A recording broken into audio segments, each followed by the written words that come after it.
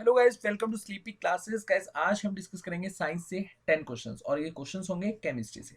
अच्छा गाइस, आप में से बहुत सारे स्टूडेंट्स के डाउट थे कि सर ये जो सीरीज है स्पेशली ईपीएफओ एग्जाम के लिए है। गाइस, ऐसा नहीं है। ईपीएफओ में जो साइंस आती है वो 10th लेवल तक की आती है और एसएससी में भी सेम 10th लेवल तक की साइंस आती है, इवन रेलवे में भी। एंड जो आप स्टेट लेवल के एग्जाम्स की तैयारी करते हो, group B, group C and group D, जैसे ग्राम सचिव का पेपर हो गया, पटवारी का एग्जाम हो गया, पुलिस का एग्जाम हो गया, या फिर क्लर्क की जो पोस्ट निकलती है स्टेट वाइज, वहां पर भी जो साइंस पूछी जाती है वो 10th लेवल तक की आती है।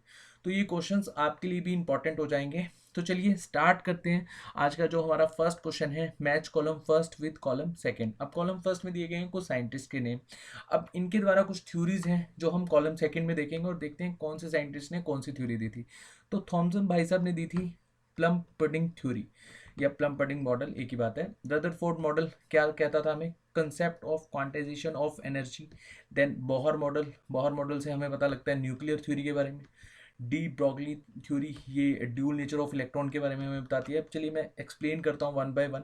अच्छा, यहाँ पर एक्सप्लेन करने से पहले मैं आपको बता दूँ, एटम जो चैप्टर है केमिस्ट्री का फर्स्ट, ये आपने पढ़ाई होगा डेफिनेटली। अब देखिए एटम क्या होता है, बहुत ही स्मॉलेस्ट पार्टिकल है और स्फेरिकल इन शेप। एंड साथ साथ बहुत सारे साइंटिस्ट ने थ्योरी दी। अब स्टार्टिंग में क्या हुआ, जो साइंटिस्ट थे वो कहते थे कि एक बहुत बड़ा मैटर है, इसको डिवाइड करते रहो करते रहो करते रहो करते रहो, जब ये डिवाइड होना खत्म हो जाए तो समझ लो ये सबसे स्मॉलेस्ट पार्टिकल है। ठीक है। अब यहाँ पर 18-19 सेंचुरी के आसपास बहुत सारे साइंटिस्ट आए, उन्होंने थ्योरीज दी। अब मैं आपको फर्स्ट साइंटिस्ट की थ्योरी बताता हूँ, डेल्टन थ्योरी। अब देखिए डेल्टन थ्योरी जब आई थी तो इसमें हमें कुछ पता भी लगा, लेकिन ड्रॉबैक्स भी थी। फिर फर्दर एक्सपेरिमेंट आते गए और फाइनली हमें एटम के बारे में कंप्लीट स्ट्रक्चर मिला। मैं आपको बताऊंगा केमिस्ट्री में, जब मैं अच्छे से एटम वाला टॉपिक लेकर आपको एक एक आपके डाउट्स क्लियर कर दूंगा। ठीक है। अभी के लिए देखिए डेल्टन थ्योरी हम समझते हैं। अब डेल्टन भाई साहब ने क्या कहा कि जितने भी मैटर्स हैं ये बने हुए हैं वेरी टीनी पार्टिकल से, मतलब बहुत ही छोटे पार्टिकल से सारे के सारे मैटर्स बने हुए हैं। ठीक है। और साथ साथ इन्होंने कहा ना तो हम इसको क्रिएट कर सकते ना ही डिस्ट्रॉय कर सकते इन अ केमिकल रिएक्शन, मतलब कोई ऐसा केमिकल रिएक्शन से हम इसको डिस्ट्रॉय और क्रिएट नहीं कर सकते। मतलब वही फर्दर इन्होंने बोला कि एक मैटर है, उसको डिवाइड करते रहो, स्मॉलेस्ट पार्टिकल होगा, उसको एटम कहा जाएगा। ठीक है। और फिर एक गोल्डस्टीन थ्योरी आई। अब गोल्डस्टीन थ्योरी में इन्होंने एक गैस से रिलेटेड थ्योरी दी थी। इन्होंने लो प्रेशर्ड गैस में से देखा कि कैनल रेज निकल रही हैं। अच्छा, समटाइम्स क्वेश्चन पूछ लिया जाता है लो प्रेशर्ड गैस। अब लो प्रेशर्ड गैस में से कैनल रेज निकल रही हैं। अब कैनल रेज निकल रही हैं तो ऑब्वियसली कौन सा चार्ज निकलेगा?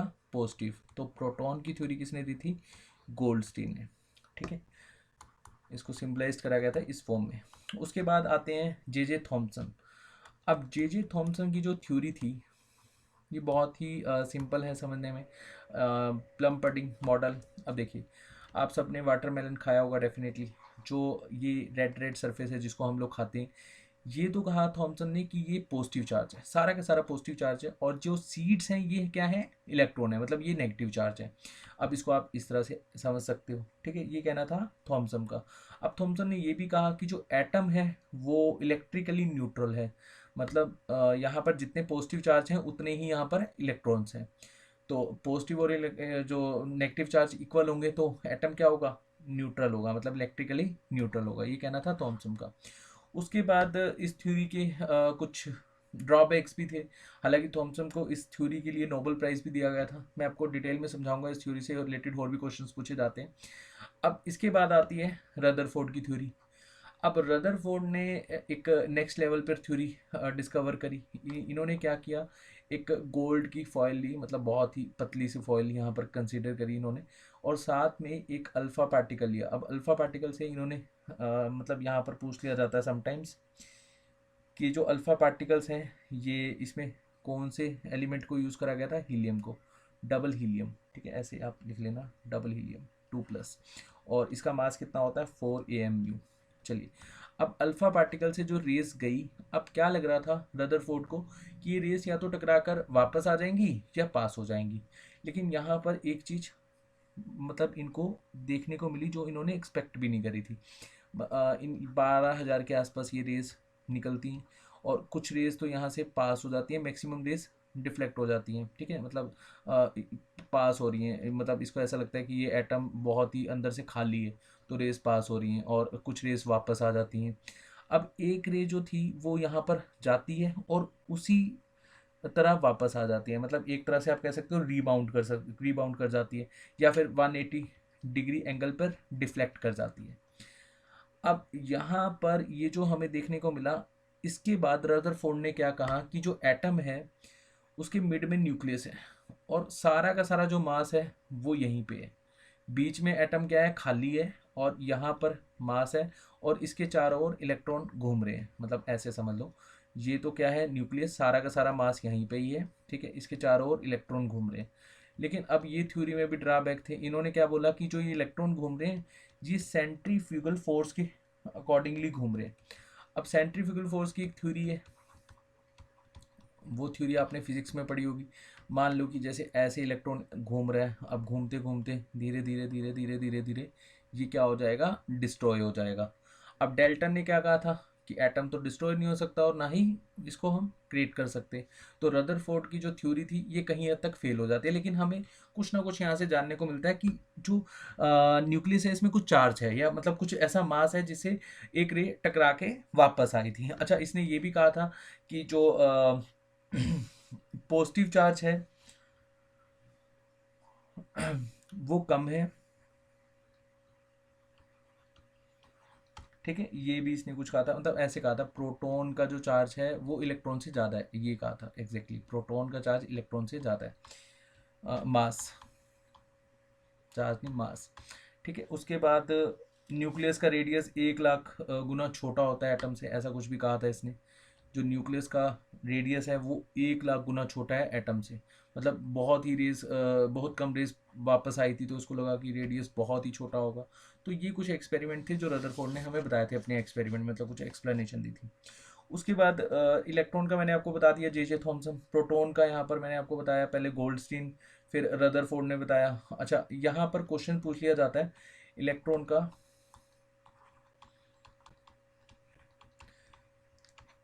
अमाउंट ऑफ चार्ज कितना है। अब इसकी थ्योरी किसने दी थी, जे थॉमसन ने। अमाउंट ऑफ चार्ज है 1.6 माइनस इंटू 10⁻⁻90 कूलम। उसके बाद प्रोटॉन का कितना है, atom amount of charge, positive लिख लेना, बाकी सिमिलर ये, चलिए मैं लिख देता हूँ 1.6 इंटू 10⁻⁻90 कूलम। और न्यूट्रन का कोई भी ऐसा अमाउंट ऑफ चार्ज होता ही नहीं, तो न्यूट्रन का है 0। अच्छा, न्यूट्रन की थ्योरी किसने दी थी, चैडविक ने। ये सबसे बाद में आई थी 1932 के आसपास, और उसके बाद ही हमें बोर मॉडल देखने को मिलता है। अब बोर मॉडल ने क्या बोला कि जो ये एटम है, जो इलेक्ट्रॉन्स इसके सराउंड में घूम रहे हैं ये ऑर्बिटल फॉर्म में घूम रहे हैं, ठीक है। जैसे मान लो कि आपने टॉपिक पढ़ा होगा ज्योग्राफी में, सेलेस्टियल बॉडी वाला, ठीक है, हमारा सोलर सिस्टम, इस तरह से आप समझ लो। मतलब एटम में है, जो एटम के बिल्कुल बीचों बीच क्या है, न्यूक्लियस, और यहाँ पर क्या है, ऑर्बिट। अब ऑर्बिट में भी इसने यहाँ पर डिफाइन करा कि मैक्सिमम कितने इलेक्ट्रॉन हो सकते हैं ऑर्बिट वाइज। तो इसने एक सीरीज ली 1 2 3 4 5 6, इसको के एल एम एन ओ इस तरह से भी आप कंसिडर कर सकते हो। अब के में जो एन होगा वो 1 होगा, और इसका एक फार्मूला भी है 2n स्क्वायर, ठीक है। अब फर्स्ट ऑर्बिट में कितने होंगे, तो आप वैल्यू पुट करो, यहाँ पर पता लग जाएगा 2 इलेक्ट्रॉन। अच्छा, साथ साथ यहाँ पर आपने एक चीज़ ध्यान रखनी है कि अगर पहली ऑर्बिट फिल नहीं होगी तो हम सेकंड ऑर्बिट में नहीं मूव कर सकते, ठीक है। ये भी कहना था किसका, बोर मॉडल का। मान लो कि यहाँ पर मैं आपको एग्जांपल देता हूँ, जैसे सोडियम में 11 इलेक्ट्रॉन होते हैं। अब अकॉर्डिंग टू डायग्राम कैसे बनेगा, मतलब किस तरह से हम इसको बनाएंगे। अब फर्स्ट ऑर्बिट में आएंगे 2 इलेक्ट्रॉन, अब सेकंड में आएंगे, हम यहाँ पर फॉर्मूले में पुट कर सकते हैं। तो यहाँ 2 पुट करेंगे तो ऑब्वियसली क्या आ जाएगा, 8 आ जाएगा, तो सेकंड ऑर्बिट में 8 आएंगे, ठीक है। यहाँ पर 4 5 6 7 8, और जो लास्ट शेल है, अब सोडियम का 11 होता है एटॉमिक नंबर, तो एक ही बचा। अब ये क्या है, ये फ्री इलेक्ट्रॉन है, मतलब यहाँ पर स्टेबल ही नहीं है, तो ये किसी ना किसी को रिलीज कर देगा, ठीक है। तभी अगर सोडियम रिलीज करता है तो यहाँ पर पॉजिटिव चार्ज हमें देखने को मिलता है। और ये किसको देगा, अगर मान लो कि चलो हम क्लोरीन से इसका बॉन्ड जोड़ते हैं, आयनिक बॉन्ड, तो जो सोडियम का है 11 है, क्लोरीन का कितना होता है 17। अब सोडियम का हमने जैसे बनाया, तो क्लोरीन का मैं यही बना देता हूँ, जैसे 7 यहाँ पर हम कंसिडर करेंगे, 2 8 10 हो गए, और बचे कितने 7, तो यहाँ पर 7 बना लीजिए। अब इसको स्टेबल होने के लिए कितना चाहिए, 8, क्योंकि बोर मॉडल ने क्या कहा था कि मैक्सिमम जो लास्ट ऑर्बिट होगी उसमें 8 आ सकते हैं, ठीक है। अब इसको स्टेबल होने के लिए 1 चाहिए और सोडियम को स्टेबल होने के लिए 7 चाहिए। अब 7 तो कहीं से मिलने से रहे, ठीक है, और मतलब इतना तो कोई रिलीज नहीं कर पाएगा, तो क्लोरीन किससे ले लेगा, सोडियम से एक ले लेगा, ठीक है। इस तरह से इसका बॉन्ड बनाया जाता है, बाकी केमिस्ट्री में मैं आपको समझाऊंगा, ठीक है। तो यहाँ से जो सोडियम है उस पर आ जाता है नेगेटिव चार्ज, क्योंकि उसने एक इलेक्ट्रॉन लिया किसे, सोडियम से, और सोडियम ने एक रिलीज करा है, तो इस पर आ जाएगा पॉजिटिव चार्ज, ठीक है। ये मैं आपको एक्सप्लेन करूंगा। चलिए सेकंड क्वेश्चन पे चलते हैं। होपफुली आपको समझ में आ गया होगा फर्स्ट क्वेश्चन, बाकी डिटेल में हम समझेंगे। All isotopes of the same element have. अब आइसोटॉप की जो डेफिनेशन है वो बहुत ही सिंपल सी है। चलिए मैं आपको बताता हूँ। यहाँ पर हम देखते हैं option wise, different atomic number and different mass number, ठीक है। चलिए different mass number and different atomic number, ये क्या सही है। चलिए नेक्स्ट देख लेते हैं, different atomic number and the same atomic mass, उसके बाद सेम एटॉमिक नंबर, उसके बाद बट डिफरेंट एटॉमिक मास। आपका सी ऑप्शन बिल्कुल सही हो जाएगा, क्योंकि एटॉमिक नंबर क्या होता है, सेम होता है आइसोटॉप में, और जो मास होता है वो होता है डिफरेंट। अब इसको एग्जांपल के तौर पे हम समझ लेते हैं, जैसे हाइड्रोजन का मैं आपको बताता हूँ। हाइड्रोजन का जो एटॉमिक नंबर है 1 है, ये हमें 2 भी ऐसे देख लो, 1 होता है, 2 होता है, फिर 3 होता है। ऐसे ही हमें ऑक्सीजन का देखने को मिलता है, एटॉमिक नंबर सेम है, लेकिन यहाँ पर डिफरेंट टाइप के हमारे को यहाँ पर मास देखने को मिलते हैं। अब ये फंक्शन टू फंक्शन वेरी करते हैं, मैं आपको एक्सप्लेन करूंगा जब हम केमिस्ट्री डिस्कस करेंगे। ऐसी आइसोबार होता है। अब आइसोबार में क्या होता है, मास नंबर तो हमारा सेम होता है, जो ये होता है इसको मास नंबर कहा जाता है, इसको एटॉमिक नंबर कहा जाता है। मास नंबर क्या है, सेम है, लेकिन एटॉमिक नंबर क्या होता है, ये डिफरेंट होता है आइसोबार में। अब इसके भी एग्जाम्पल हम समझ लेते हैं। जैसे मान लीजिए सोडियम है, सोडियम का जो एटॉमिक नंबर है वो 11 होता है, ठीक है, लेकिन मास नंबर क्या है, 24 है। और जो मैग्नीशियम है इसका एटॉमिक नंबर 12 होता है, लेकिन मास नंबर क्या है, 24 है, ठीक है। ये एग्जांपल हो जाएगा आइसोबार का। और जो आइसोटोन है इसका एग्जांपल, यहाँ पर जो मास नंबर होता है ये भी डिफरेंट होता है, और जो एटॉमिक नंबर है वो भी डिफरेंट होता है आइसोटोन में। अब इसके डायरेक्टली एग्जांपल्स पूछे जाते हैं। इसका एग्जांपल है जैसे बोरोन, बोरोन का एटॉमिक नंबर क्या होता है, 5, और मास नंबर होता है 12, ठीक है। और कार्बन का जो एटॉमिक नंबर है वो है 6, और मास नंबर है 13, ठीक है। तो ये हमें बताता है आइसोटोन का एग्जांपल, ठीक है। इस तरह से आप समझ सकते हैं। नेक्स्ट क्वेश्चन देखते हैं। Next question, in a nuclear reactor heavy water. अब न्यूक्लियर रिएक्टर में जो हैवी वाटर होता है वो किसकी वजह से होता है, मैंने इसको बताया भी था स्टैटिक में, डेली डोज में आप देख सकते हैं, हमने न्यूक्लियर पावर प्लांट के बारे में डिस्कस किया था। चलिए यहाँ पर देखते हैं, transfer the heat from the reactor, नहीं ये क्वेश्चन, ये ऑप्शन गलत है। उसके बाद सेकेंड ऑप्शन देखते हैं, provide high speed neutrons for fusion reaction, ये भी गलत है। नेक्स्ट देखते हैं, reduce the speed of fast moving neutrons, ये बिल्कुल सही ऑप्शन है। देखिए heavy water is used as moderator, जो हैवी वाटर होता है इसको हम एज अ मॉडरेटर यूज करते हैं। अब जो मॉडरेटर होता है उसका मेनली फंक्शन क्या होता है, ये रिड्यूस कर देता है स्पीड ऑफ मूविंग न्यूट्रॉन्स और ट्रांसफर करता है हीट फ्रॉम द रिएक्टर्स, ठीक है। तो इसका जो सी ऑप्शन है वो बिल्कुल सही हो जाएगा, reduce the speed of fast moving neutrons. Fourth question है, the acid use to dissolve gold is. बहुत ही सिंपल सा क्वेश्चन है।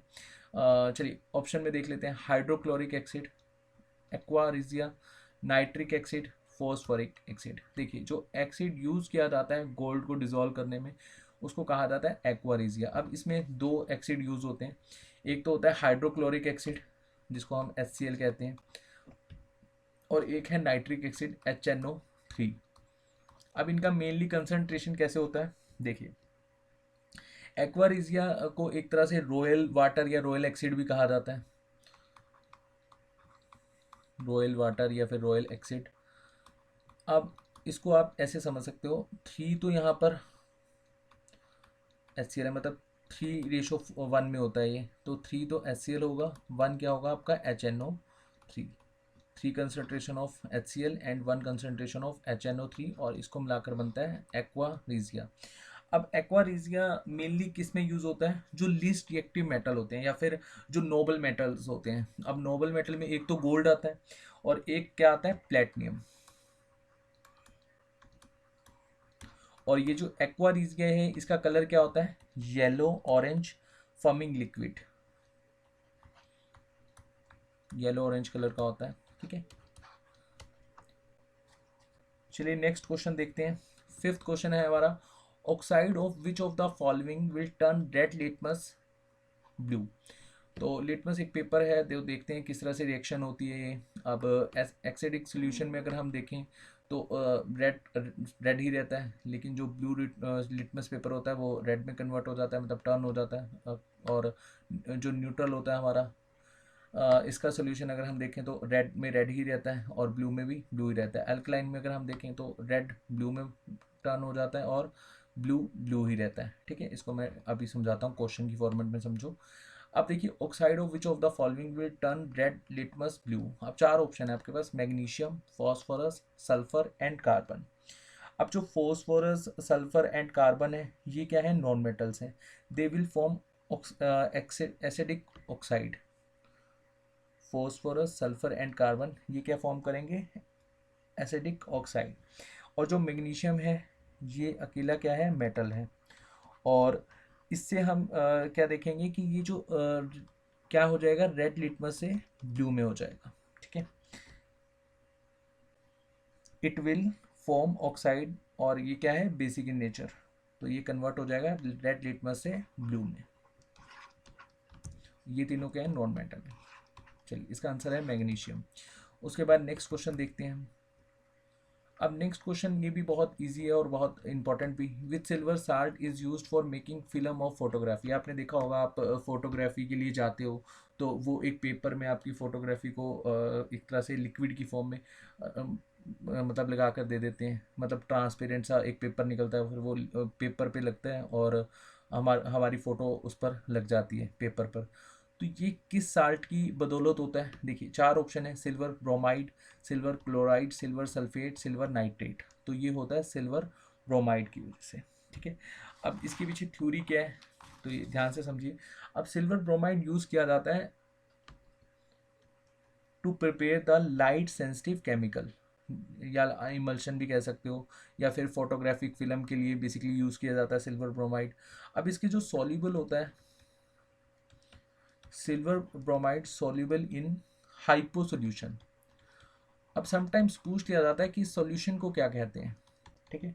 तो इस सॉल्यूशन को कहा जाता है सोडियम थायोसल्फेट। और ये क्या करता है, which makes photographic film transparent, और एक पेपर पे हमारी फिल्म आ जाती है, मतलब एक फोटो आ जाती है, ठीक है। इस तरह से फोटो को एक पेपर में लाया जाता है with the help of silver bromide. Next question देखते हैं, question seventh. The class of drugs used for the treatment of stress. ये आजकल बहुत चल रहा है न्यूज़ में, स्ट्रेस, डिप्रेशन।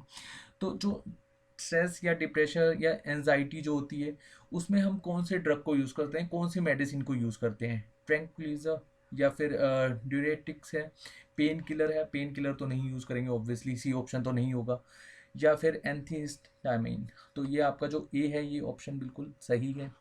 ट्रैंक्विलाइजर यहाँ पर यूज़ किया जाता है स्ट्रेस की, जब स्ट्रेस होता है स्ट्रेस के ट्रीटमेंट में यूज़ किया जाता है, ठीक है। या फिर इस क्वेश्चन को इस तरह से भी पूछा जाता है, the drug which lower anxiety and provide piece.